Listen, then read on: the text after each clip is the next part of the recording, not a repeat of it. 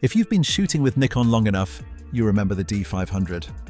When Nikon leapt into mirrorless, that camera had no air. The Z50 was charming, the ZFC was stylish.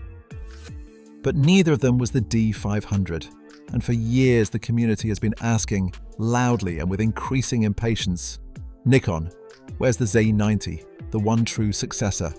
The answer, as of mid-2026, is somewhere between coming soon and we'll see. Promises have been made, timelines have been missed, prototype details have surfaced and dissolved like fog. The Nikon Z90 is the most talked about APS-C camera. Nikon has never officially confirmed, and the question of what's actually happening with it has become its own story.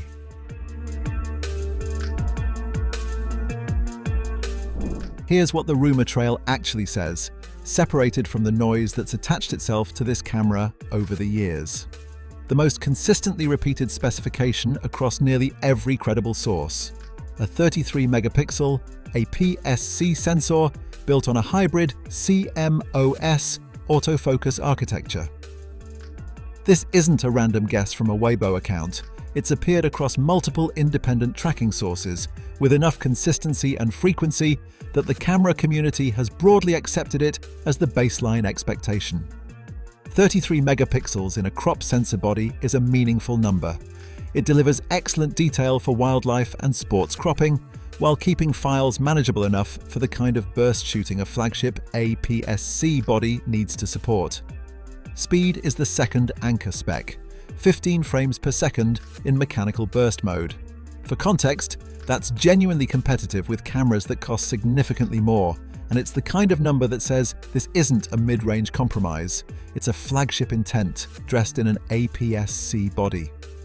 Autofocus expectations are perhaps the most exciting thread.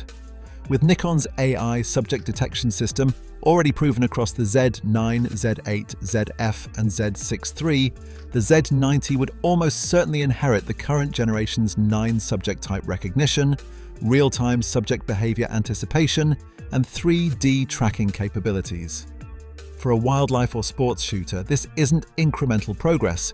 It's flagship-level intelligence in a body sized for reach, which is the entire point of an APS-C camera in this context.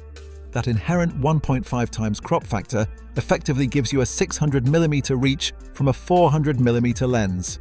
Pair that with 15 frames per second and Z-generation autofocus, and you're building one of the most compelling sport and wildlife tools in the entire mirrorless market.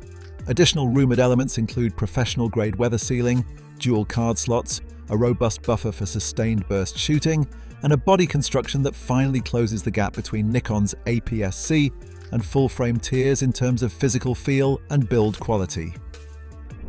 Z90 isn't arriving into a comfortable, uncontested space.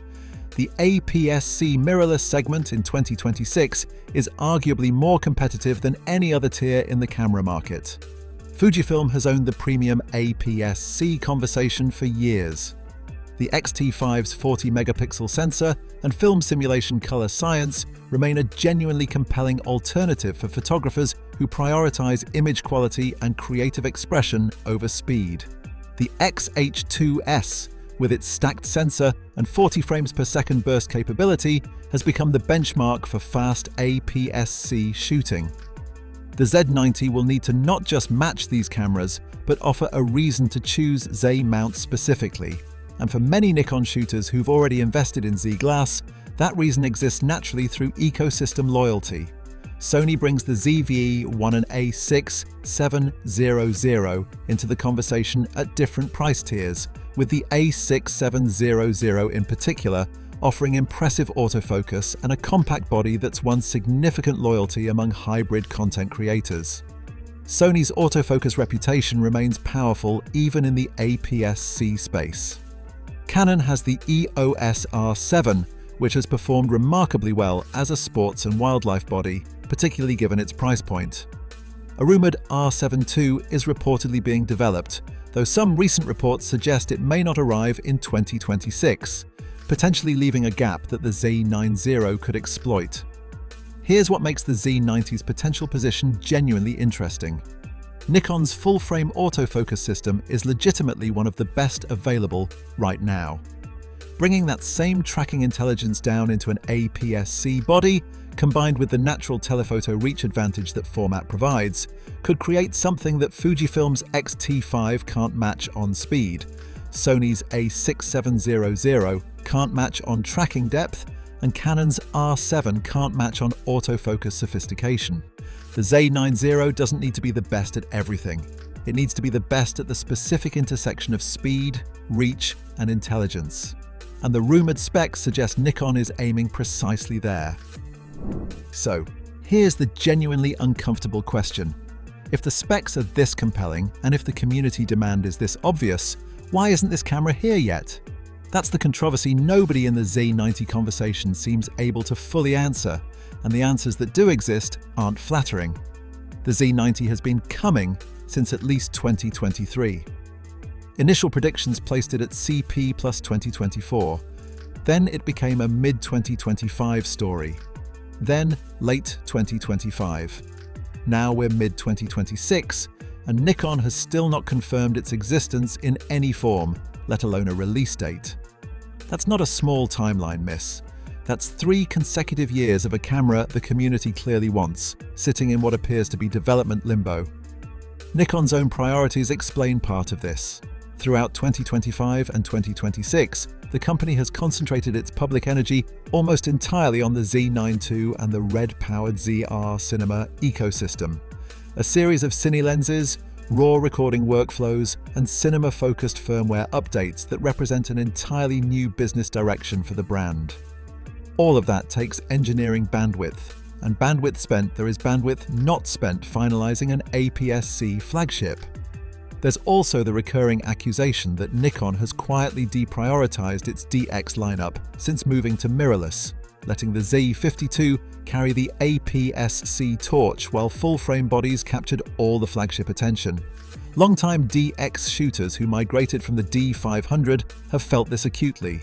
Is the Z90 actually coming? The most credible tracking suggests yes, but yes eventually has started to feel distinctly different from yes soon. And for a camera market that moves as fast as this one does in 2026, eventually carries real consequences. Let's be direct.